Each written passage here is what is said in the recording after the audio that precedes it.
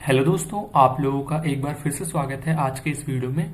तो हम लोगों ने बेसिकली क्लास 10th की रिटेल बुक स्टार्ट की थी, जिसमें हम लोगों ने बेसिकली यूनिट 1 स्टार्ट की थी, जिसके अंदर हम लोग बेसिकली सेशन नंबर 1 कर रहे थे। तो सेशन नंबर 1 की बेसिकली 50% पोर्शन हम लोगों ने कंप्लीट कर दिया था हमारे पार्ट 1 में, जो कि पार्ट 1 हम लोगों ने ऑलरेडी अपलोड कर चुके हैं। इफ आप में से किसी ने भी वो पार्ट 1 नहीं देखा तो प्लीज पहले आप उसे देखिएगा, देन इस वीडियो को आप कंटिन्यू देखना स्टार्ट कर सकते हैं। सो मैं आपको पहले एक बार गो थ्रू करवा देता हूँ। बेसिकली हम लोगों ने पार्ट 1 में कहाँ से कहाँ तक चीजें कंप्लीट कर ली थी। तो एक बार हम बुक के अकॉर्डिंग देख लेते हैं हम लोगों ने क्या क्या चीजें पढ़ ली थी पार्ट 1 में। तो एक मिनट दिखा देता हूँ मैं आपको। सो हम लोगों ने यहाँ से हमने स्टार्ट किया था पढ़ना, एंड हम लोगों ने यहाँ तक चीजें कंप्लीट कर ली थी। तो आज की इस वीडियो में बेसिकली हम लोग क्या करने वाले हैं, ये जो सॉल्यूशन हाइलाइट्स आपको शो हो रही है ना, यहाँ से चीजें स्टार्ट करेंगे हम आज के इस वीडियो में पढ़ना। एंड जो भी चीजें बच गई थी हमारी लास्ट वीडियो में, वो सारी चीजें हम लोग बेसिकली आज के इस वीडियो में कंप्लीट करेंगे। पढ़ने के बाद बेसिकली जो भी क्वेश्चन आंसर है ना, फिल इन द ब्लैंक्स है, वो भी कंप्लीट करेंगे। ठीक है, तो ये तो बुक के अकॉर्डिंग हो गया। एक बार मैं आपको हमारे नोट्स के हिसाब से भी दिखा देते हैं हम लोग कहाँ तक पढ़ चुके थे ऑलरेडी। सो हम लोगों ने यहाँ से स्टार्ट किया था पढ़ना, एंड बेसिकली हम लोगों ने कहाँ तक पढ़ लिया था। हाँ, हम लोगों ने यहाँ तक चीजें कंप्लीट कर ली थी। तो अगेन बेसिकली सॉल्यूशन हाइलाइट्स से स्टार्ट करेंगे हम लोग पढ़ना आज की इस वीडियो में। एंड जो भी चीजें बच गई थी वो सारी चीजें भी, सारी की सारी चीजें बेसिकली आज की इस वीडियो में हम लोग कंप्लीट करेंगे, प्लस में fill in the blanks and जो भी एमसीक्यू है एंड क्वेश्चन आंसर्स है, वो सारी चीजें भी कंप्लीट करके चलेंगे।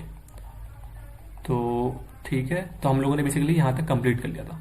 तो आप में से जिन्होंने भी बेसिकली पार्ट 1 नहीं देखा, हमारे जो सेशन 1 है यूनिट 1 का, तो प्लीज आप पहले उसे देखिएगा, देन इस वीडियो को देखिएगा, तो आपको ज्यादा अंडरस्टैंडिंग होगी।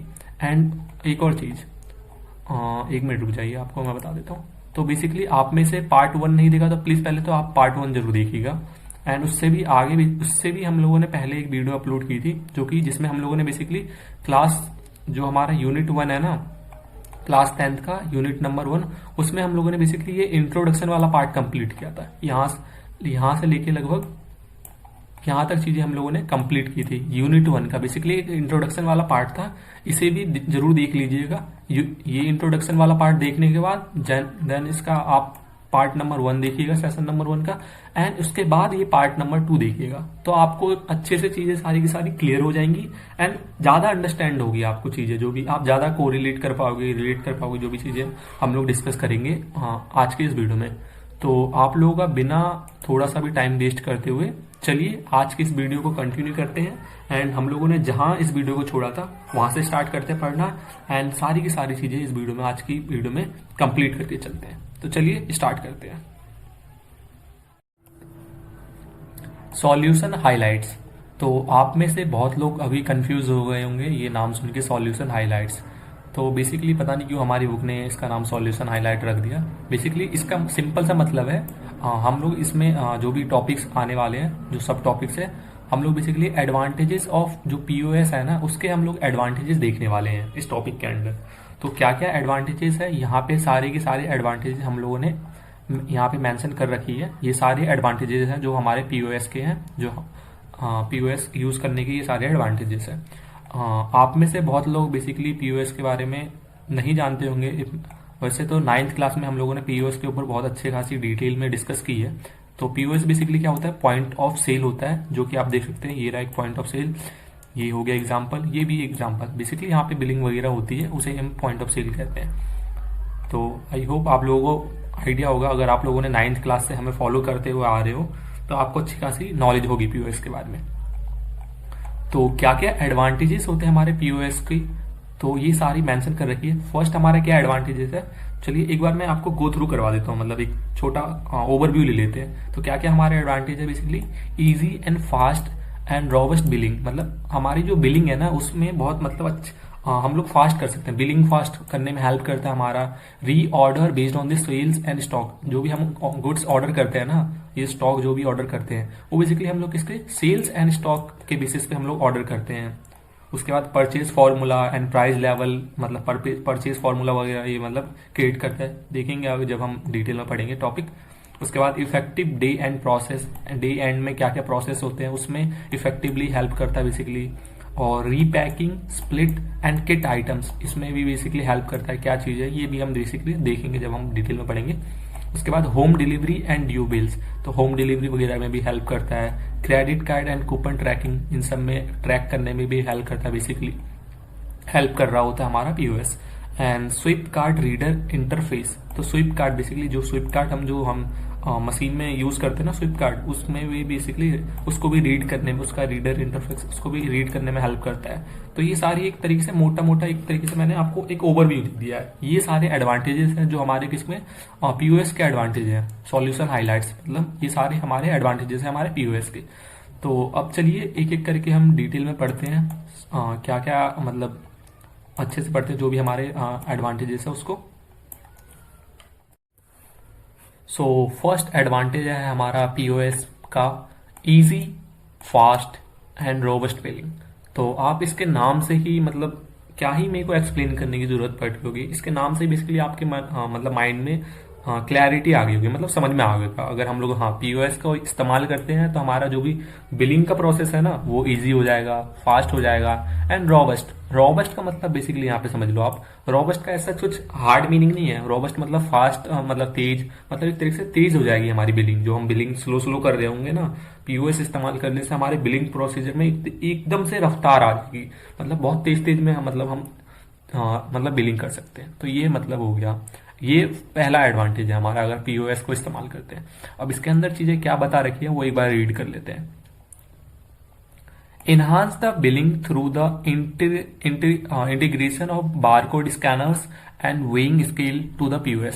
तो क्या कह रहा है, हम लोग जो भी बिलिंग है ना उसको इन्हांस कर सकते हैं इंटीग्रेशन ऑफ बारकोड स्कैनर्स के through and the weighing scale to the POS. तो कह रहा है अगर आप लोग दो चीज को इंटीग्रेट कर देते हो, इंटीग्रेट मतलब दो चीजों को बेसिकली ऐड कर देते हो, मतलब मिक्स कर देते हो, मतलब एक तरीके से जोड़ लेते हो। इंटीग्रेशन ऑफ बारकोड, पहला क्या ऐड करना है आपको, बारकोड स्कैनर्स को आपको ऐड करना है। सेकंड क्या ऐड करना है, and the weighing machine, second thing क्या ऐड करना है आपको, वेइंग मशीन।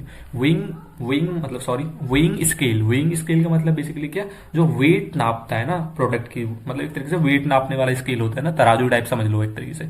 तो वेइंग स्केल, तो दो चीजें आपको ऐड करनी है, barcode scanners and weighing scale आपको पीओएस में ऐड करना है। इसके थ्रू बेसिकली क्या होता है, आपकी बिलिंग को इन्हांस किया जा सकता है।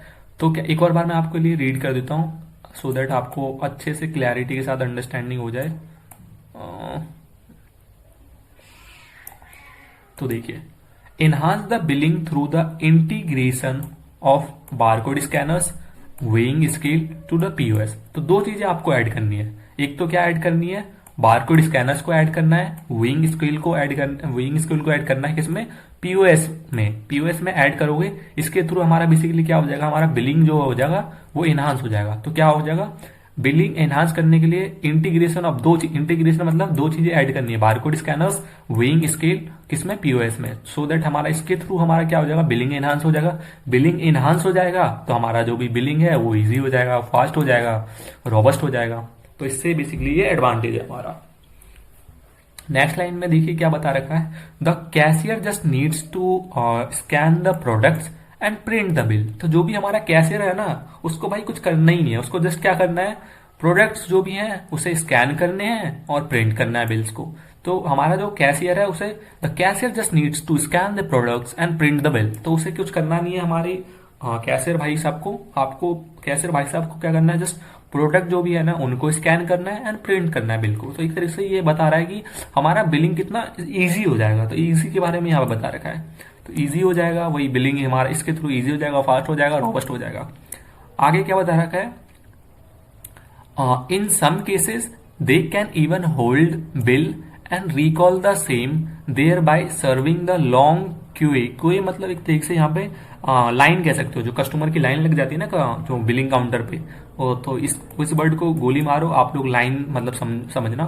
तो लॉन्ग लाइन मतलब एक लाइन, तो लॉन्ग लाइन बेसिकली कस्टमर की लग जाती है, कस्टमर मतलब कस्टमर की ठीक है। तो ये क्या कह रहा है इस लाइन में, एक और बार मैं रीड कर देता हूँ। एक मिनट हो जाइए।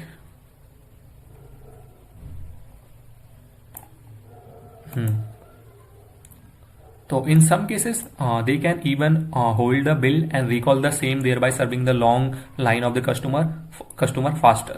तो आई नो आप में से बहुत लोगों को ये लाइन समझ में नहीं आई होगी, जो और ये लाइन थोड़ी बाउंसर जा सकती है। तो पहले इस लाइन को हम बेसिकली एक एग्जाम्पल के थ्रू समझेंगे, ठीक है। तो एक एग्जाम्पल लेते हैं। लेट्स से एक कस्टमर है हमारा ए, ठीक है। कस्टमर ए है हमारा, वो मतलब प्रोडक्ट लेता है, शॉपिंग करता है अच्छी खासी, वो लेके आता है, बिलिंग काउंटर पे आ जाता है। बट जब वो बिलिंग काउंटर पे आ रहा होता है ना, तो उसके मतलब कुछ 2-3 मतलब प्रोडक्ट छूट जाते हैं, मतलब वो लेना भूल जाता है बाई मिस्टेक, वो वहीं पे छोड़ देता है। वो जब बिलिंग काउंटर पे आता है तो देख, फिर जब बिलिंग होने लग जाती है, जो हमारा कैशियर जो हमारा भाई साहब है, वो क्या कर रहे होते हैं, जस्ट वो क्या कर रहे होते हैं, प्रोडक्ट को स्कैन कर रहे होते हैं और प्रिंट करने वाले होते हैं बिल। तो वो जस्ट अभी स्कैन ही कर रहे होते हैं प्रोडक्ट्स को, मतलब अच्छे खासे प्रोडक्ट स्कैन कर लेते हैं। तो जब ही जो हमारा पर्सन ए था ना, उसे याद आता है, सर ओ सिट, मैंने तो 2-3 प्रोडक्ट मिस ही मतलब लिए ही नहीं, मैं छूट गया वहाँ पे। तो ये पर्सन जो है कैशियर से बोलता है, सर अभी 2-3 प्रोडक्ट रह रहे हैं, आप अभी रुक जाइए, बिलिंग थोड़ी देर बाद कर दीजिएगा। तो इस केस में अगर ऐसा होता है, मान लो बिलिंग थोड़े, ये कहता है कि सर थोड़ी देर बाद बिलिंग कर दिया, तो अब कैशियर इसके लिए अब कैशियर को इसके लिए तो वेट करना पड़ेगा, क्योंकि ये बोलेगा, ये जब तक सामान लेके आएगा, क्या पता 10 मिनट तो मान लो, 10-15 मिनट या 5 मिनट मान लो, तो ये लगा देगा सामान लेके आने में हमें वापस। फिर उतने देर में तो बेसिकली इतनी बड़ी लाइन जो है वो तो वेट कर रही होगी। अब इतनी बड़ी जो लाइन उसके पीछे लगी है, इस बंदे के पीछे लाइन लगी थी, ये पूरी लाइन बेसिकली इसके लिए वेट करेगी। अब 5 मिनट में तो 5-6 कस्टमर तो हम बेसिकली हम उनको सर्व कर सकते थे, अगर ये बंदा मतलब इतना टाइम खोटी नहीं करता तो इस प्रॉब्लम को बेसिकली सॉल्व करता है हमारा पीओएस क्या करता है ना, लेट्स से ये जो पर्सन है ए, इसकी हम लोगों ने 80% बिलिंग कंप्लीट कर ली थी, 20% और बस बिलिंग रह रही थी। तो ये क्या करता, पीओएस क्या करता है, ये जो 80% हम लोगों ने बिलिंग कंप्लीट की थी ना, इसे बेसिकली सेव कर देता है, अपने सिस्टम में सेव कर लेता है। जैसे ही अब सेव कर लेता है, अब जैसे ही ये दोबारा सेव कर लेता है एंड हम होल्ड कर देते हैं, मतलब एक तरीके से सेव कर लेते हैं हम पीओएस सिस्टम में। तो जैसे जब भी ये बंदा दोबारा आएगा, तो हम जो भी सेव किया था उसमें हम जो 80% ऑलरेडी कंप्लीट कर रखा था, 20% और कंप्लीट करेंगे और इसकी बिलिंग कर लेंगे। इससे हमारा बेसिकली क्या होगा, ये जो पर्सन है इन्हें भी वेट नहीं करना पड़ा 5-10 मिनट, जो भी टाइम लगाएगा, ये 10 घंटा मतलब आधे घंटा लगाएगा, 1 घंटा लगाएगा, जो भी ये पर्सन टाइम वेस्ट करने वाला है, वो अपना, इससे इन पूरी लाइन को भी टाइम वेस्ट नहीं करना पड़ा, मतलब इनकी भी टाइम की सेविंग हो गई और इसका भी मतलब काम हो गया। तो मतलब और जो हमारा कैशियर है इसकी भी सही, तो मतलब विन विन सिचुएशन हो गई, ये भी खुश हो गया, ये भी खुश हो गया, ये भी खुश हो गया, ये भी खुश हो गए, तीनों की मतलब विन विन सिचुएशन है यहाँ पे। तो मतलब ये एक तरीके से, इस तरीके से बेसिकली हमारा जो पीओएस सिस्टम है वो हेल्प करता है। तो वही बता रखा है। तो इन सम केसेस, कुछ ऐसे केसेस होते हैं, दे कैन इवन होल्ड बिल, मतलब जो कैशियर है वो बिल को होल्ड कर सकता है एंड रिकॉल कर सकता है। रिकॉल मतलब वापस मतलब ला सकता है एंड मतलब उसमें बिलिंग कर सकता है। रिकॉल द सेम, उसको हम बेसिकली वापस ला सकते हैं। देर बाय हम सर्विंग द लॉन्ग क्यू, मतलब हम अपने जो भी लाइन है, हमारे जो लंबी लाइन है कस्टमर की, उनको सर्व फास्टर कर सकते हैं। इससे बेसिकली हमारा जो भी लाइन है, जो भी लाइन लगी है, उन्हें हम फास्टर सर्व कर सकते हैं। तो आई होप एग्जाम्पल के थ्रू समझ में आया होगा ये वाली लाइन।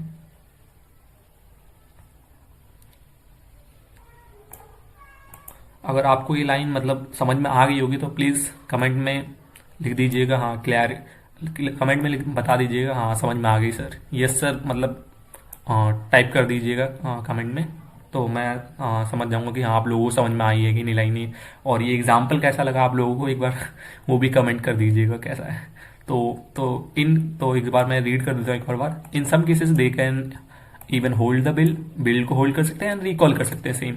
और इसकी मदद से बेसिकली हमारा जो कस्टमर, जो भी हम लोग हैं सर, जो हमारी लाइन लगी कस्टमर को, उनको फास्टर हम बेसिकली सर्व कर सकते हैं। तो ये हमारा था फर्स्ट एडवांटेज हमारा किसका, पीओएस का। पीओएस का फर्स्ट एडवांटेज था हमारा, जिसकी मदद से हमारा जो बिलिंग है वो इजी हो जाता है, फास्ट हो जाता है एंड रॉबस्ट हो जाता है। आई होप आपको ये पहला जो एडवांटेज है वो अच्छे से समझ में आया होगा। Now we will move to the next advantage, reorder based on the sales and stock. तो सेकंड हमारा एडवांटेज क्या है, रीऑर्डर।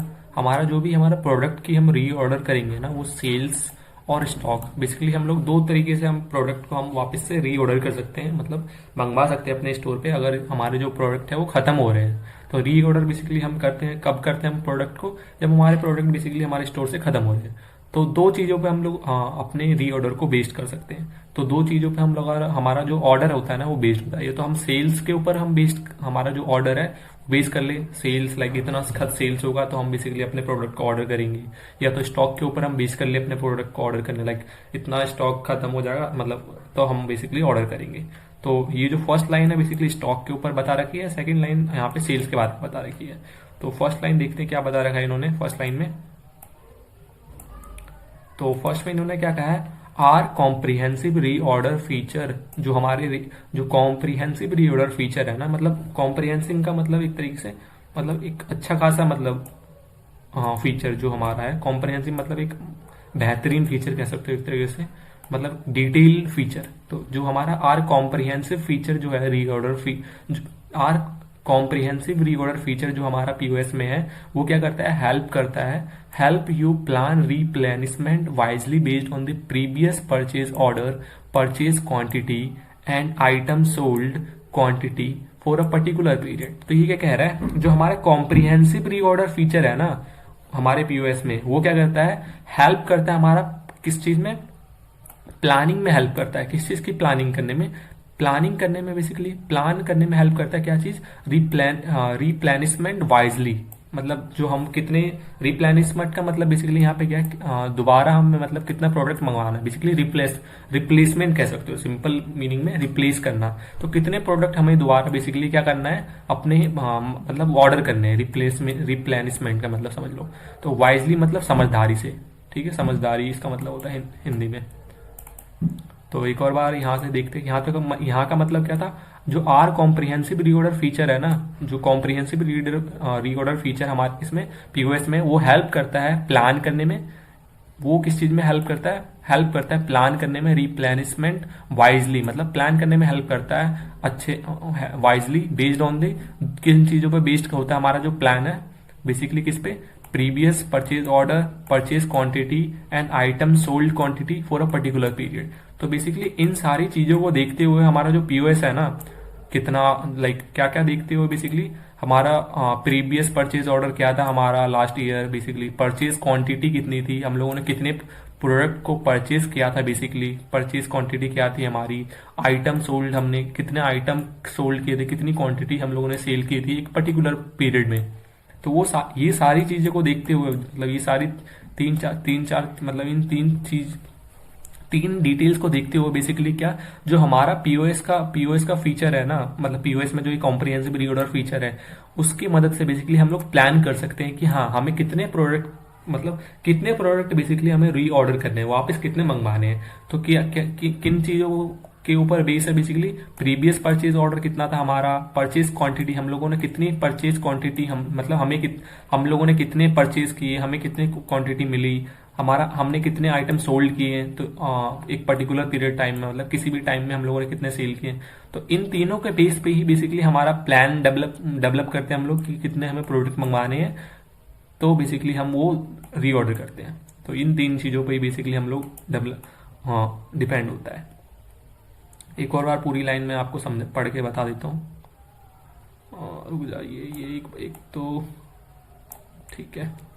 तो देखिए, आर कॉम्प्रिहेंसिव रीऑर्डर फीचर, जो हमारा कॉम्प्रिहेंसिव रीऑर्डर फीचर है हमारा जो पीओएस में, वो हेल्प करता है प्लान करने में, रिप्लेनिशमेंट वाइजली मतलब समझदारी के साथ, जो कि किस पे बेस्ड है हमारा, बेसिकली जो हमारे कॉम्प्रिहेंसिव रीऑर्डर फीचर ना, ये इन तीन चीजों पे बेस है। प्रीवियस ऑर्डर मतलब क्या था हमारा, प्रीवियस परचेज ऑर्डर क्या था, परचेज क्वांटिटी क्या थी, आइटम सोल्ड क्वांटिटी, हमने कितने आइटम सोल्ड किए थे पर्टिकुलर पीरियड के टाइम पे। तो इन तीनों को ही देखते हुए जो हमारा कॉम्प्रिहेंसिव रीऑर्डर फीचर है ना, वो हेल्प करता है हमारे इसमें प्लान करने में, रिप्लेनिशमेंट प्लान करने में, मतलब हमें कितने प्रोडक्ट को रीऑर्डर करना है, ठीक है। बस आपको बेसिकली पेपर में बेसिकली आपको मतलब इसकी अंडरस्टैंडिंग होनी चाहिए थोड़ी बहुत, और मतलब आप थोड़ा बहुत बना के लिख सकते हो, जरूरी नहीं है कि आपको ये सेम टू सेम ही, मतलब आपको रट के ही लिखना है ये पूरा लाइन, आप बेसिकली बना के लिख सकते हो इसको, मतलब अपनी अंडरस्टैंडिंग के हिसाब से। तो आई होप आपको ये पहली लाइन का मतलब समझ में आया होगा। अब नेक्स्ट लाइन पे स्विच करते हैं। तो you can also generate supplier wise purchase order. तो सप्लायर के बेसिस पे भी आप बेसिकली परचेज ऑर्डर डेवलप कर सकते हो, मतलब ठीक है। By analysing last end day, मतलब कितने दिनों में आपका बेसिकली प्रोडक्ट बिक जाता है, मतलब सेल्स हो जाते हैं, मतलब कितने दिनों में आपको, लेट्स से 10 दिनों में आपको प्रोडक्ट मतलब सेल हो जाते हैं। आपको 10 दिनों के अंदर अंदर प्रोडक्ट बेसिकली आपको क्या करना है, रीऑर्डर करना है, या वीकली आपको रीऑर्डर करना है, या फिर मंथली आपको रीऑर्डर करना है, या ईयरली सेल्स डिटेल को बेसिकली आप एनालाइज कर सकते हो।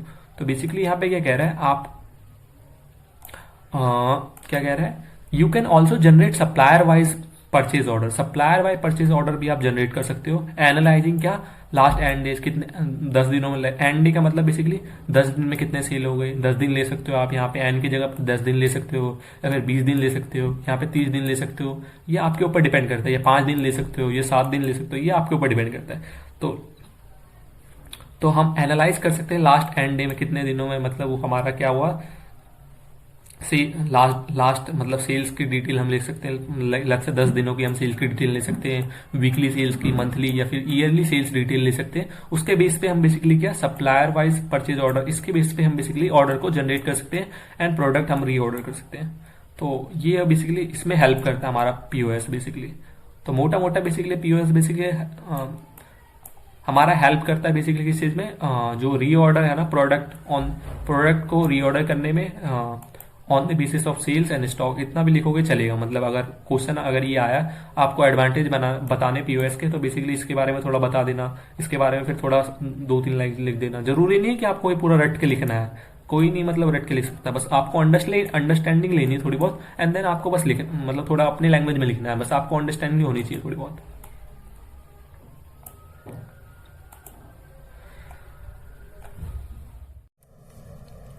सो नेक्स्ट हमारा एडवांटेज है purchase formula and price level. तो ये बेसिकली क्या करता है, simplify the purchase entry basically मतलब एक, इसे हम जनरल एंट्री कहते हैं अकाउंट्स की टर्म्स में। तो जनरल एंट्री बेसिकली कुछ नहीं होता, मतलब बुक्स में बेसिकली हम मेंशन कर देते हैं, हाँ हम लोगों ने ये चीज़ परचेज की है, ये चीज़ खरीदी है, ये चीज़ हमने सेल की है। तो मतलब एंट्री करते हैं ना बुक्स में, जो हम बुक्स में बेसिकली एक रिकॉर्ड रखते हैं कि हाँ ये चीज़ें हम लोगों ने की है, तो उसे बेसिकली एंट्री कहते हैं। ऐसे तो जनरल एंट्री कहते हैं, मतलब यहाँ पे एंट्री बता रखे इसके। सो इसके बारे में बेसिकली आप और ज़्यादा मतलब जानोगे अगर आप कॉमर्स वगैरह लेते हो आफ्टर 10th के बाद, स्ट्रीम कॉमर्स स्ट्रीम में जाते हो, तो अकाउंट्स में बेसिकली ये सारी चीज़ें देखने को मिलेगी। तो सिंप्लीफाई कर देता है हमारी जो परचेज एंट्री है ना, कि हमने लोगों ने कितना परचेज किया, ये वो for each one of your supplier. जो भी सप्लायर से हम लोगों ने प्रोडक्ट वगैरह परचेज करते हैं ना, उनसे हम तो उनसे बेसिकली जो भी परचेज करते हैं उस परचेज एंट्री को बेसिकली ये कर देता है, सिंप्लीफाई कर देता है ये, by using the R purchase formula. जो भी हमारा परचेज फार्मूला हम लोगों ने डेवलप किया है विथ डिस्काउंट, टैक्स, फ्रेट्स, तो इनकी मदद से कितना हमें परचेज, लाइक हम 100 रुपये का प्रोडक्ट था, उस पर कितना डिस्काउंट मिला, टैक्स उस पर कितना लगा, फ्रेट कितना लगा रहा हमारा, लाइक फ्रेट मतलब यहाँ पे कितना हमारा आने जाने का खर्चा लगा, मतलब लोडिंग अनलोडिंग ये सारे खर्चे वगैरह ये कितने लगे, तो ये सारी बेसिकली कैलकुलेट करने में बेसिकली हेल्प करता है हमारा। फिर उसके बाद कह रहा है it takes one time configuration that helps you to do inward process entry easily without any mistake and effortlessly। तो ये कह रहा है आपको it takes one time configuration, मतलब आपको सिर्फ एक बार ही ये सेट करना पड़ेगा, ये आपको बस, तो आपको सिर्फ एक बार ही ये सेट करना पड़ेगा, ये जो परचेज फार्मूला है, प्राइस लेवल है। फिर उसके बाद बेसिकली ये आपको हमेशा हेल्प करेगा, helps you to inward process entry. Inward process entry मतलब जो भी प्रोडक्ट हम परचेज कर रहे हैं, इनवर्ड मतलब यहाँ पे हमारे यहाँ पे प्रोडक्ट अंदर आ रहा है, मतलब इन और वर्ड मतलब अंदर हमारा, मतलब हमारे पास आ रहा है। आउट ऐसे ही एक होता है आउटवर्ड, आउट मतलब बाहर जा रहा है। तो ये अकाउंट्स के टर्म्स है, अगर आप कॉमर्स लोगे तो और मतलब अच्छा समझ में आएगा, मतलब ऐसे तो नॉर्मल अभी काम चलाओ समझो, मतलब इससे काम चल जाएगा आपका। तो इनवर्ड मतलब अंदर आ रहा है। तो इनवर्ड प्रोसेस बेसिकली क्या करता है, इनवर्ड प्रोसेस जो एंट्री होती है ना परचेज, मतलब यहाँ पे परचेज एंट्री की बात हो रही है, आउटवर्ड प्रोसेस होता है तो यहाँ पे सेल्स एंट्री की बात हो, मतलब हमारे प्रोडक्ट बाहर जा रहे हैं, तो यहाँ पे इनवर्ड प्रोसेस एंट्री की बात हो रही है, मतलब परचेज एंट्री की। तो यहाँ क्या कह रहा है, it takes one time configuration that helps you to do inward process entry. ये हमेशा हेल्प, फिर जो एक बार आपको सेट करना है जो भी परचेज लेवल है, प्राइस लेवल है, उसके बाद ये हम आपको इनवर्ड प्रोसेस एंट्री में हेल्प करेगा इजिली, मतलब इजिली हेल्प करेगा विदाउट एनी मिस्टेक। आप कोई मिस्टेक नहीं कर, मतलब कम मिस्टेक, विदाउट कोई मिस्टेक के साथ, और एफर्टलेसली, मतलब कोई एफर्ट्स वगैरह भी नहीं लगाने पड़ेंगे।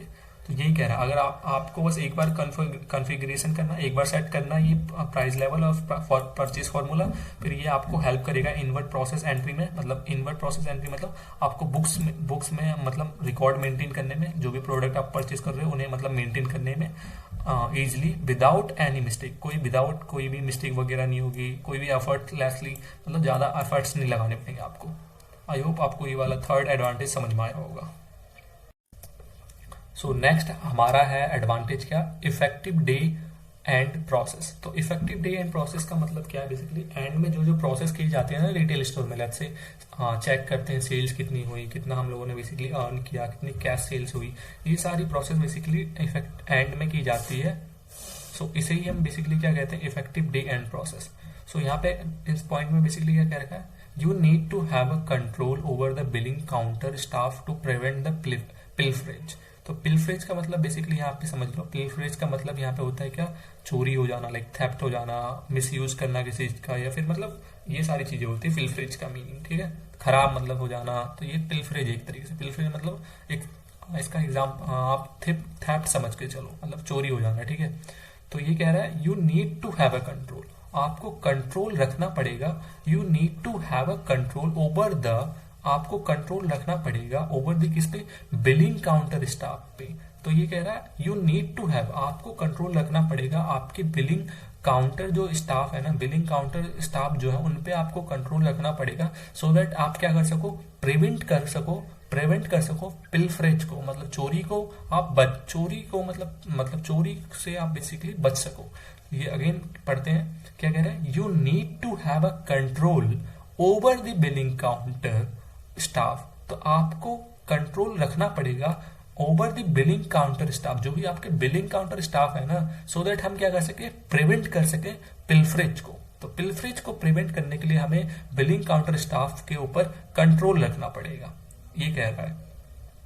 फिर आगे नेक्स्ट लाइन में क्या कह रहा है, फॉर अचीविंग दिस कंट्रोल, ये जो कंट्रोल है ना, इसको अचीव करने के लिए यहाँ पे आगे लाइन बोल रही है, achieve this by using snapshot. इन ये जो कंट्रोल है ना, control over the billing counter staff, so that हम क्या करें, पिल्फरेज को प्रिवेंट कर सके, उससे हम बच सके। इसको अचीव करने के लिए बेसिकली इसको कैसे अचीव किया जा सकता है, नेक्स्ट लाइन में बताया है, अचीव दिस। तो इसको हम अचीव कर सकते हैं, अचीव दिस बाय यूजिंग, इन तरीकों को यूज करते हुए हम इनको प्रिवेंट कर सकते हैं। क्या क्या है तरीका, by using snapshot, session management, till management, cash hand over feature in your POS point of sale. तो ये सारे मतलब तरीके हैं जिसके मदद से बेसिकली हम क्या कर सकते हैं, प्रिवेंट कर सकते हैं पिल्फरेज को। मतलब पिल्फरेज को by the billing counter staff के थ्रू ओवर दी कंट्रोल रखते हुए। तो अब इन तरीकों को बेसिकली थोड़ा बहुत मैं आपको एक्सप्लेन कर देता हूँ। तो बाय यूजिंग स्नैपशॉट, तो इसको हम इसके जरिए बेसिकली हम कैसे प्रिवेंट कर सकते हैं। तो स्नैपशॉट बेसिकली, स्नैपचैट तो आप लोगों ने चलाया होगा, तो स्नैपचैट का मतलब नॉर्मली मतलब हम लोग यूज क्यों करते हैं, फोटोज वगैरह खींचने के लिए, फोटोज एंड ये सब खींचने के लिए। तो सिंपली यहाँ पे भी इसका मतलब भी यहाँ पे सेम है। स्नैपशॉट मतलब यहाँ पे जो भी ट्रांजेक्शन हुई है ना उनकी बेसिकली एक स्नैपशॉट ले लेता है, मतलब एक फोटो वगैरह ले लेता है as a record, as a evidence कि हाँ हम लोगों ने ये प्रोडक्ट सेल किया, इतने का सेल किया। तो एज अ स्नैपशॉट बेसिकली हम लोग इसके थ्रू हम बेसिकली प्रिवेंट कर सकते हैं, चेक कर लेंगे हम लोग क्या कि हाँ हमारा कितना प्रोडक्ट सेल हुआ, कितना क्या मतलब एक्चुअल में सेल हुआ, कितना कैशियर ने मतलब काउंटर में पैसे रखे। तो इसके थ्रू हम बेसिकली चेक कर सकते हैं और प्रिवेंट कर सकते हैं हमारा जो भी पिल्फरेज है। नेक्स्ट हमारा है session management. Session management basically हर कैशियर को ना बेसिकली अलग अलग मतलब आईडी दी जाती है, अलग अलग मतलब अलग अलग कैशियर को अलग अलग मतलब वो दिया जाता है, मतलब इस कि हाँ ये हर आईडी होती है, लाइक इस काउंटर पे बेसिकली ये कैशियर रहेगा, वो काम करेगा। तो सेशन मैनेजमेंट बेसिकली हम कर सकते हैं, आईडी मतलब उन्हें दे सकते हैं कि हाँ इस आईडी के थ्रू सिर्फ यही मतलब कैशियर यहाँ पे काम करेगा, ऐसा कुछ कर सकते हैं। उसके बाद है till management. Till management basically क्या हो रहा है यहाँ पे, इसमें क्या हो रहा है, लाइक ओपनिंग मतलब शुरू में हमारे पास कैश कितना था, फिर आज हमने कैश ट्रांजेक्शन कितनी की, उसके बाद एंड में मतलब क्लोजिंग कैश ट्रांजेक्शन कितना था हमारे पास, ये चेक कर सकते हैं। लाइक शुरू में कितना था, एंड में कितना था, अब क्लोजिंग में कितना होना चाहिए, कितना हम लोगों ने आज बेचा। लाइक शुरू में 100 रुपए था, आज हमने 1000 रुपए का बेच दिया, तो एंड में तो हमारा कितना होना चाहिए, 1500 होना चाहिए। तो वो हम चेक कर लेंगे टिल मैनेजमेंट का यूज करते हुए। तो 100 प्लस वही मतलब वो जो भी हमने बेचा, तो 100 मतलब 500 का शुरू में मान लो और 1000 का बीच में मान लो, कैश हमने आज ट्रांजेक्शन की तो 1000, तो 100 मतलब 500 और 1000 1500, तो क्लोजिंग में कितना होना चाहिए, 1500। तो इसका मैनेजमेंट हम कर सकते हैं। लाइक ओपनिंग में कितना था, ओपनिंग में 100, ओपनिंग में 500 था, फिर ट्रांजेक्शन कितनी हुई अभी वो हम देख लेंगे। उसके बाद एंड में कितना होना चाहिए, तो एंड में कितना 1500 होना चाहिए। तो ओपनिंग प्लस जो हमारे ट्रांजेक्शन हुए कैश ट्रांजेक्शन वो प्लस मतलब ये हुए is equal to the closing, मतलब हमारे एंड में कितना बचा। तो वही ओपनिंग प्लस शुरू में कितना था हमारे पास, लेट्स से शुरू में वही 500 था, फिर बीच में हम लोगों ने सेल किया 1000 रुपए का, तो एंड में हमारे पास कितना होना चाहिए, 1500। तो ये चेक कर लेंगे। टिल मैनेजमेंट बेसिकली ये है। उसके बाद cash hand over features in your POS. Cash hand over feature मतलब ये कह रहा है कि जो भी कैश जो भी बचता है मतलब कमाते हैं वो बेसिकली किसको, जो भी हमारे सीनियर है उन्हें जो हमें देना होता है, तो हम देते हैं। तो पीओएस के हिसाब से कितना बैलेंस होना चाहिए वो हम देख लेंगे पीओएस में, और कैश हम एक्चुअली में कितना हमें कैशियर ने दिया, इसमें कोई डिफरेंस तो नहीं है, तो ये हम चेक कर लेंगे। ये होता है बेसिकली, इसके थ्रू भी बेसिकली हम कर सकते हैं। तो एक और बात, दोनों लाइन पढ़ते हैं समझते हैं। तो क्या था, पहली लाइन में तो बोला कंट्रोल आपको लगाना पड़ेगा बिलिंग काउंटर स्टाफ के ऊपर, सो दैट आप पिलफरेज को प्रिवेंट कर सको। इसको अचीव करने के लिए 3-4 मेथड बता दिए हैं, 3-4 तरीके से। पहला स्नैपशॉट हो गया, session management. Session management basically मतलब अलग अलग मतलब कैशियर को अलग अलग कैश काउंटर टाइप दे देंगे, लाइक आईडी अलग अलग आईडी दे देंगे, वही सेशन मैनेजमेंट हो गया, स्नैपशॉट हो गया और टिल मैनेजमेंट हो गया, एंड कैश हैंडओवर फीचर हो गया। इन 4 तरीके से बेसिकली हम लोग क्या कर सकते हैं, अचीव कर सकते हैं ये कंट्रोल।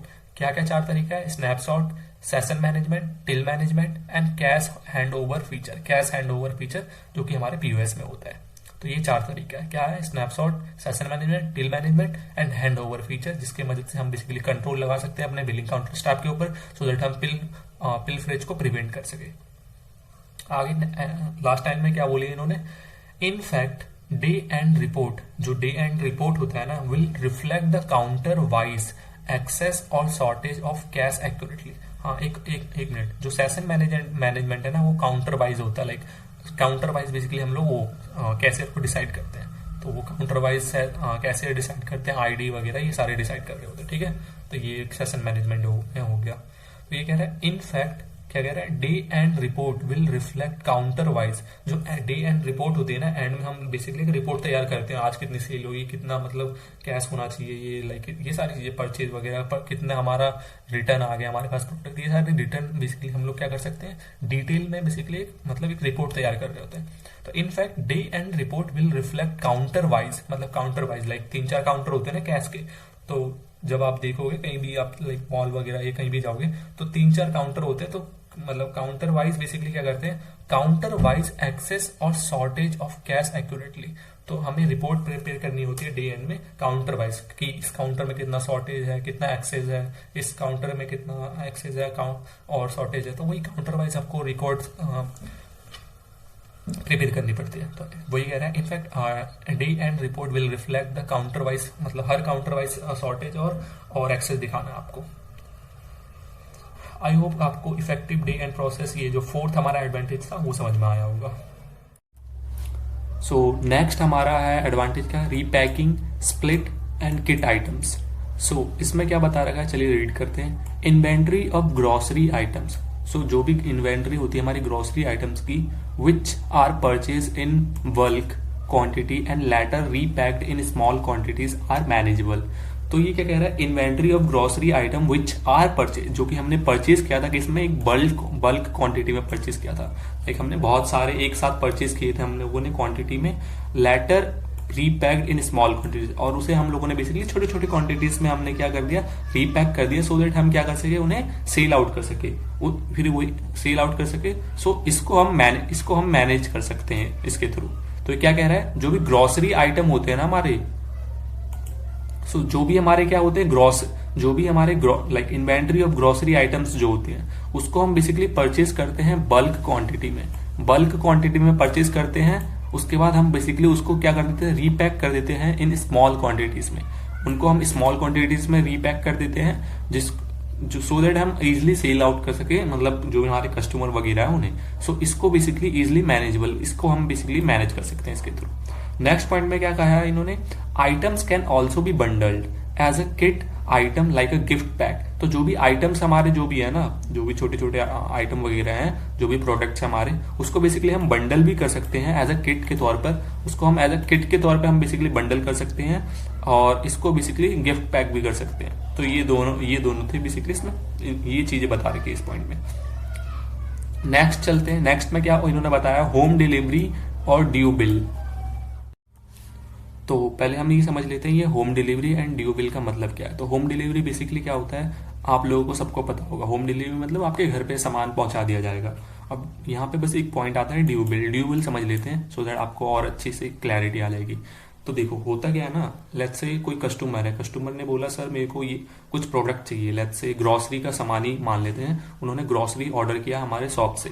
तो उन्होंने कहा कि जब आप हमें ये जो ग्रोसरी है आप हमारे घर पर डिलीवर कर दोगे जब हम पे कर देंगे, है ना, जब हम पेमेंट करेंगे। तो ड्यू बिल का बेसिकली कुछ नहीं होता, बेसिकली होता क्या है, इसमें कस्टमर पे करता है जब डिलीवरी हो जाती है उसके घर पे, मतलब सामान पहले ले लेता है, डिलीवरी लेने के बाद वो पेमेंट करता है। तो जिस टाइम बेसिकली हम जब सामान उसे जब ऑर्डर आता है हमारे पास कस्टमर के थ्रू, तो हम लोग बेसिकली सामान उसको डिलीवरी करते हैं, तो बेसिकली एक ड्यू बिल जनरेट करते हैं। ड्यू बिल बेसिकली क्या होता है, उसमें पेमेंट अभी हमें रिसीव नहीं हुई है, पेमेंट बेसिकली बाद में रिसीव होगी कस्टमर के पास से जब उसके पास क्या गुड्स डिलीवर हो जाएंगे। तो उस टाइम बेसिकली हम लोग क्या करते हैं, ड्यू बिल जनरेट करते हैं। ड्यू बिल मतलब एक तरीके ड्यू से ही समझो कि अभी ड्यू है पेमेंट, हमारा पेमेंट जो है हमारा रिसीव होना ये ड्यू है, ठीक है। तो इसलिए इसको ड्यू बिल कहते हैं। तो एक एग्जांपल, और मैं एग्जांपल देता हूँ उससे और अच्छी थोड़ी क्लैरिटी आएगी। लेट्स से एक पर्सन करण नाम का समझ लो। सो करण ने बेसिकली ऑर्डर दिया एक शॉप से। उन्होंने कहा कि सर मेरे को रेस्टोरेंट में ऑर्डर दिया, उन्होंने मतलब ऑर्डर किया कम से कम 500-600 का, मतलब उन्होंने सामान मंगवाया खाने पीने का। तो उन्होंने एक फॉर एग्जाम्पल के तौर पर पिज्जा उन्होंने मंगवाया, पिज्जा उन्होंने ऑर्डर दिया। तो ऑर्डर देने के बाद बेसिकली जब उसके घर पे डिलीवरी हो जाएगी तो घर पे वो तब पेमेंट करेगा, होम डिलीवरी के बाद पेमेंट करेगा। वो किसी भी मेथड के थ्रू पेमेंट कर सकता है, लेट्स से उसने यूपीआई के थ्रू पेमेंट कर दिया। तो यहाँ पे ड्यू बिल जब ऑर्डर करण ने ऑर्डर दिया पिज्जा, मतलब जो पिज्जा शॉप है उनको ऑर्डर दिया, तब ही जो पिज्जा शॉप है उन्होंने बिल जनरेट किया एंड ऑर्डर के साथ उन्होंने बिल उन्हें सेंड कर दिया। तो वो जो बिल जनरेट किया गया है ना, वो बिल बेसिकली ड्यू बिल कहा गया है, क्योंकि ड्यू बिल में अभी पेमेंट उसे रिसीव नहीं हुई है हमारे पिज्जा को। अब देखते हैं इसमें क्या बता रखा है, एक बार रीड करते हैं। Orders which need to be delivered at the doorstep मतलब बेसिकली आपके घर पे डिलीवर होने वाला है, can be billed as a due bill. उसको बेसिकली हम ड्यू बिल के तौर पर बेसिकली बिल्ड कर सकते हैं। ड्यू बिल मतलब वही ड्यू बिल बना सकते हैं हम लोग, ठीक है। ड्यू बिल आ गया हो, आपको समझ में आ गया होगा। Type of payment by customer can be captured later with the delivery status. Like जब भी ये क्या कह रहा है, जो टाइप ऑफ पेमेंट है ना, type of payment let's say UPI हो गया, कैश हो गया, क्रेडिट कार्ड हो गया, डेबिट कार्ड हो गया, ये सब चीजें। तो बाय कस्टमर कैन, जो भी है type of payment by customer can be captured later with the delivery status. तो डिलीवरी होने के बाद बेसिकली जो भी है ना, हम लोग कस्टमर जो होता है वो तो कैश वो अब चूज कर सकता है, कैश दे सकता है, यूपीआई दे सकता है, जो भी है। हमारे एग्जाम्पल में करण ने क्या किया था, यूपीआई किया था, तो वो चूज कर सकते हैं डिलीवरी होने के बाद। आई होप आपको ये वाला पॉइंट भी समझ में आया होगा। नेक्स्ट हमारा है credit card and coupon tracking. तो बेसिकली क्रेडिट कार्ड और कूपन ट्रैकिंग में देखिए क्या बताया है, चलिए रीड करते हैं। एंटायर साइकिल ऑफ डेबिट और credit card and coupon transactions are trackable in detail. तो ये कह रहा है जो भी एंटायर साइकिल ऑफ डेबिट और क्रेडिट कार्ड कूपन ट्रांजेक्शन है ना, तो बेसिकली इसमें बोल रहा है जो भी हमारा डेबिट कार्ड से और क्रेडिट कार्ड से जो भी ट्रांजेक्शन होते हैं और कूपन कार्ड से जो भी ट्रांजेक्शन होते हैं उनको हम बेसिकली ट्रैक कर सकते हैं डिटेल में। इसमें बस इतना सा बताया। उसके बाद नेक्स्ट क्या बोला इन्होंने, अपार्ट फ्रॉम दैट, इसके अलावा you can also trace coupons collections, deposits and reimbursement details. तो बेसिकली ये कह रहा है इसके अलावा आप एंटायर मतलब डेबिट कार्ड के, क्रेडिट कार्ड के एंड कूपन ट्रांजेक्शन, इनको तो आप ट्रैक कर सकते हो डिटेल में, मतलब इनको तो डिटेल में आप ट्रैक कर सकते हो। इसके अलावा भी बेसिकली आप ट्रैक कर सकते हो ट्रैक कर सकते हो बेसिकली किस चीज को, कलेक्शंस को, जो भी पैसे कलेक्ट हो रहे हैं आपके पास, डिपॉजिट्स हो रहे हैं जो आपके पास मतलब जमा हो रहे हैं आपके पास, जो भी आ रहे हैं। उसके बाद रिइंबर्समेंट, बेसिकली इसका मतलब होता है पेमेंट करना।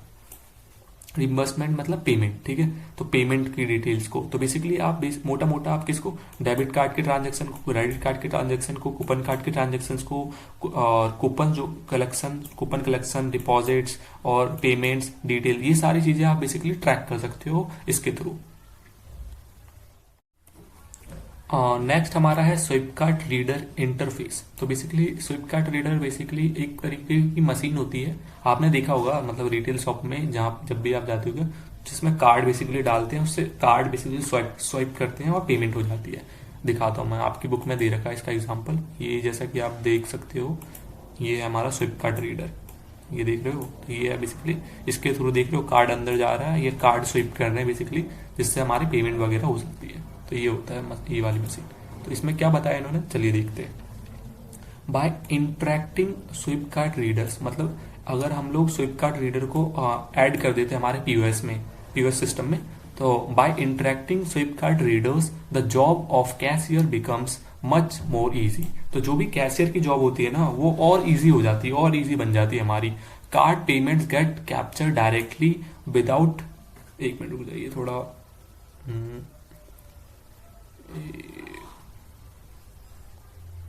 ठीक है। तो देखिए, जो card payment get capture directly, जो भी कार्ड की पेमेंट है ना, हम उसे डायरेक्टली कैप्चर कर सकते हैं without manual entry and ensure accuracy. तो क्या कह रहा है इसमें, अगर हम लोग स्विपकार्ट रीडर्स को अपने पीओएस में ऐड करते हैं, ठीक है, तो जो जॉब है हमारी कैशियर, जो भाई साहब हमारे कैशियर है, उनकी जॉब बहुत आसान हो जाएगी भाई, ठीक है। जो भी कार्ड पेमेंट्स होगी, जो भी कार्ड के थ्रू पेमेंट होगी, get capture directly without manual entry. हमें कोई एंट्री खुद नहीं करनी पड़ेगी कि हाँ इसने आज ये परचेज किया, हमें हाथ से लिखने की जरूरत नहीं है। मैनुअल मतलब क्या, हमें खुद से मतलब खुद लिखने की जरूरत नहीं है कि हाँ इसने ये परचेज किया, इसने ये परचेज किया, इतने का परचेज किया। ये सारी चीजें बेसिकली डायरेक्टली कैप्चर हो जाएगी विदाउट मैनुअल एंट्री, बिना मैनुअल एंट्री किए हुए। और बेसिकली ये एंड एंश्योर द एक्यूरेसी, और एक्यूरेसी के साथ एकदम करेक्ट एंट्री होगी। लेट्स से 100 रुपए का परचेज किया तो 100 रुपए का ही एंट्री होगी। मैनुअल अगर हम लोग करते हैं, लाइक इंसान वगैरह करते हैं, तो थोड़ा बहुत ऊपर नीचे गलतियां हो जाती हैं, ठीक है। तो इससे क्या होगा, एक्यूरेसी इंक्रीज हो जाएगी हमारी। तो फ्लिपकार्ट रीडर के थ्रू बेसिकली अगर हम लोग इंटरेक्ट कर देते हैं, मतलब ऐड कर देते हैं हमारे किसमें, पीओएस सिस्टम में, तो बेसिकली हमारे कैशियर की जॉब आसान हो जाएगी और इजी बन जाएगी उसकी जॉब। और कार्ड पेमेंट जो भी हो ना, कार्ड के थ्रू जो भी पेमेंट वगैरह होंगी, वो कैप्चर हम डायरेक्टली कर देंगे विदाउट मैनुअल एंट्री। कोई इंसान की जरूरत ही नहीं है एंट्री वगैरह करने के लिए। और ये इंश्योर करता है एक्यूरेसी, और इसके थ्रू बेसिकली क्या हो जाएगी, हमारी एक्यूरेसी है ना, जो हम करेक्ट सारी चीजें एकदम एक्यूरेटली हम डालेंगे, मतलब एक्यूरेटली सारी चीजें सिस्टम में अपडेट होंगी, करेक्ट होंगी, कोई गलत होने की कम गुंजाइशें होंगी। सो आई होप आपको ये वाला भी समझ में आ गया होगा पॉइंट। तो हम लोगों ने ऑलमोस्ट सारे के सारे कवर कर लिए, जो भी एडवांटेजेस थे ये वाला भी कवर कर लिया। Easy and fast robust billing, reorder based on the sale stock, purchase formula, price level, effective day end process and repacking and split kit items, home delivery and due bill, और credit card and coupon tracking and swift card readers. तो कितने points हैं यहाँ पे हमारे, एक बार देख लेते हैं। 1 2 3 4 5 6 7 8, तो 8 पॉइंट है बेसिकली। इसमें से आप कोई भी 5 पॉइंट याद कर लो, मतलब आपको मतलब आने तो सारे पॉइंट अच्छे मतलब समझ में आने चाहिए, सारे पॉइंट रिमेंबर होने चाहिए आपको, बट इनमें से कोई भी 5 पॉइंट याद कर लो। पेपर में आएगा तो 5 नंबर का ज्यादा से ज्यादा आएगा, तो आप 5 पॉइंट इजिली लिख सकते हो।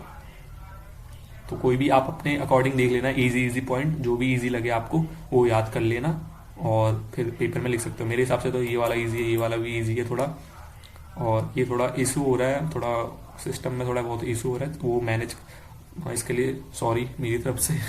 सो देख, ये वाला भी थोड़ा इजी है, बाकी आप अपने हिसाब से देख लेना जो भी है। और ये सारे पॉइंट्स थे। एक बार कोई भी 5 पॉइंट आपको जो 5 पॉइंट इजी लग रहे हैं, एक बार कमेंट में जरूर टाइप कर दीजिएगा आपके हिसाब से कौन से 5 पॉइंट इजी हैं, और जिससे मेरे को पता चल जाएगा हाँ आपको थोड़ा बहुत समझ में आया है कि नहीं आई चीजें। आई होप आपको ये पूरे का पूरा एडवांटेज समझ में आया होगा। गाइस अगेन इस वीडियो की लेंथ अच्छी खासी हो गई, लगभग 30 मिनट के आसपास हो चुकी है। मैं नहीं चाहता कि ये वीडियो थोड़ी और लेंदी बन जाए और हैवी हो जाए थोड़ा आप लोगों के लिए, इसलिए इस वीडियो को यहाँ पे ही एंड करते हैं। आई नो मैंने बोला था कि हाँ कि ये वीडियो में हम लोग सारी चीज़ें कवर कर लेंगे जो जो पार्ट रह गया था, बट क्या कर सकते हैं, वीडियो की लेंथ ज़्यादा हो गई है।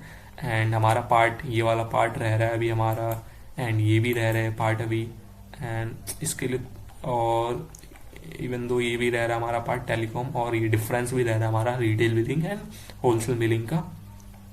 एंड क्वेश्चन आंसर आगे हाँ फिल इन द ब्लैंक्स वगैरह रह रहे हैं, कोई नहीं, नेक्स्ट पार्ट हमारा पार्ट 3 आएगा, अपलोड करेंगे जल्दी ही, उसमें हम सारी चीज़ें कवर कर लेंगे।